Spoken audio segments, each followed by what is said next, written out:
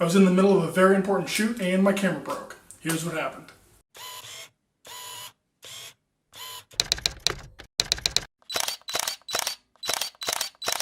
Alright, so I'll set the scene. I was at the Indianapolis Motor Speedway for an IndyCar test. I had my D610 on my 300 2.8. I had my 750 on my 70 to 200.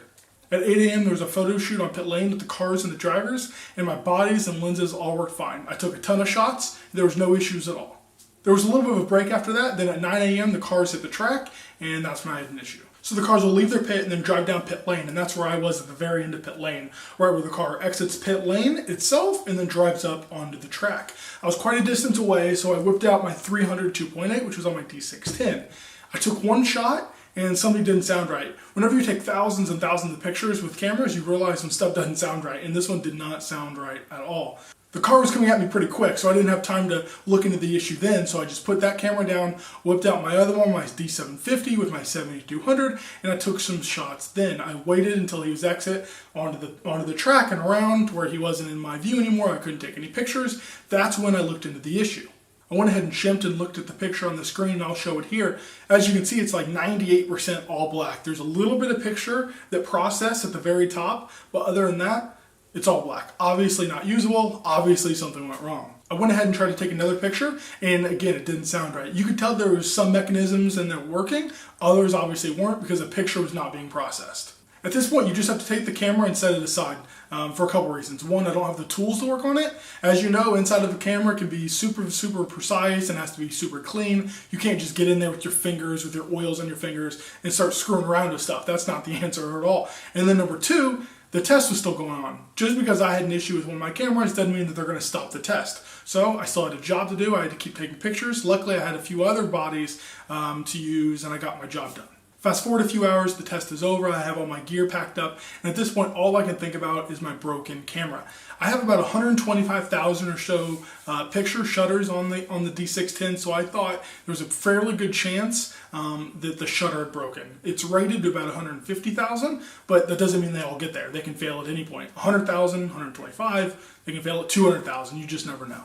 Finally, I get home, put up all my equipment, get out my D610, and the first thing I do is go get the tool set and start looking at the camera to see what the issue is. So I take off the front cap of the camera and I hit the shutter and I see that the aperture lever moves up and down, which is a good sign. The mirror just isn't lifting. I've had an issue in the past where the mirror gets stuck. So I got out a little screwdriver, lifted it up, and hit it again, hit the shutter again, and saw that the shutter was working. So the shutter didn't fail, it looked fine. The shutter wasn't the problem, the mirror was just stuck.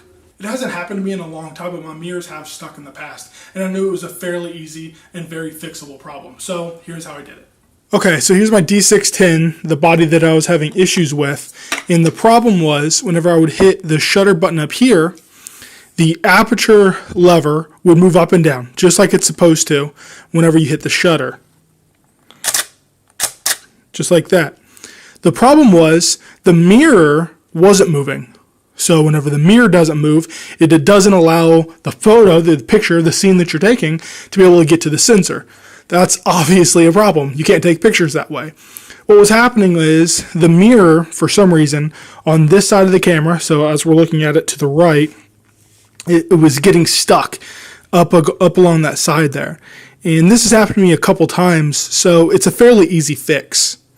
All you have to do is be extremely careful with this, is you can use anything that won't leave debris. Like here I'm using just a really small screwdriver, and I try not to actually touch the mirror itself, just touch the sidewall in there and just kind of push it away, push it to the side, and if you can, with a small screwdriver like this, actually get it in between the mirror and the wall and kind of pry just a little bit, not very much, just enough to move it out like so.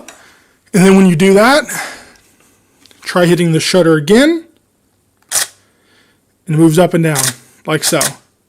Try it yourself, and if it works, then you should be good to go. If not, you can try prying a little bit more. If it gets too hard, then I would think about sending it in, because the last thing you want to do is break the mirror or do worse damage than that. So just to show you up underneath of the mirror here, by carefully lifting up, Back there is the shutter, and then beyond that is the sensor that is going to be reading the picture that you're trying to make, you're trying to develop. Well, that's about it. I hope you got a little something out of it. If you have any questions, you can comment below or you can message me. As always, be sure to subscribe, and thanks for watching.